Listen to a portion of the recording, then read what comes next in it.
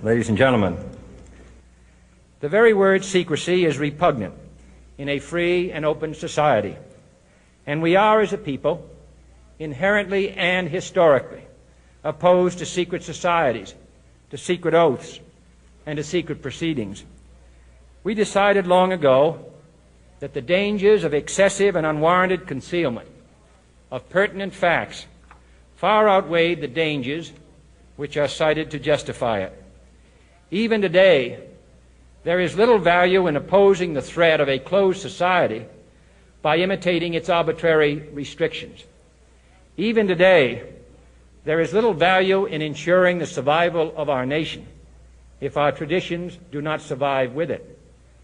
And there is very grave danger that an announced need for increased security will be seized upon by those anxious to expand its meaning to the very limits of official censorship and concealment. That I do not intend to permit to the extent that it's in my control. And no official of my administration, whether his rank is high or low, civilian or military, should interpret my words here tonight as an excuse to censor the news, to stifle dissent, to cover up our mistakes, or to withhold from the press and the public the facts they deserve to know.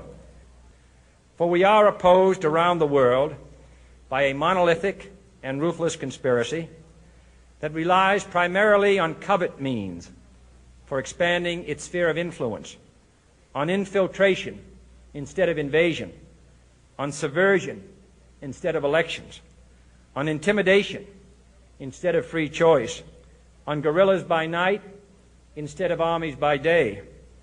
It is a system which has conscripted vast human and material resources into the building of a tightly knit, highly efficient machine that combines military, diplomatic, intelligence, economic, scientific, and political operations. Its preparations are concealed, not published. Its mistakes are buried, not headlined.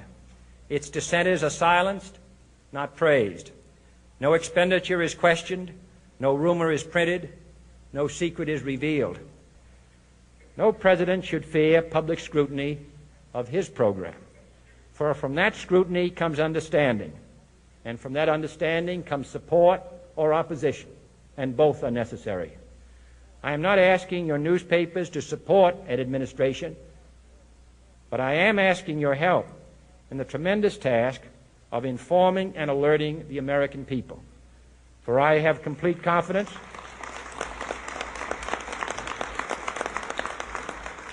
in the response and dedication of our citizens whenever they are fully informed. I not only could not stifle controversy among your readers, I welcome it. This administration intends to be candid about its errors. For as a wise man once said, an error doesn't become a mistake until you refuse to correct it. We intend to accept full responsibility for our errors, and we expect you to point them out when we miss them. Without debate, without criticism, no administration and no country can succeed, and no republic can survive. That is why the Athenian lawmaker Solon decreed it a crime for any citizen to shrink from controversy.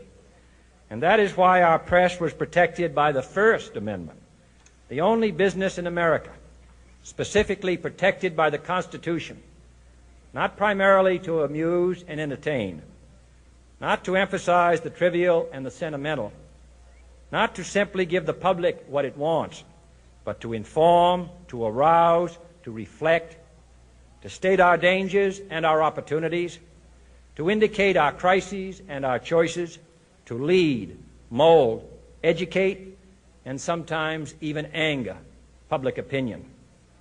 This means greater coverage and analysis of international news, for it is no longer far away and foreign, but close at hand and local. It means greater attention to improved understanding of the news, as well as improved transmission. And it means, finally, that government at all levels must meet its obligation to provide you with the fullest possible information outside the narrowest limits of national security.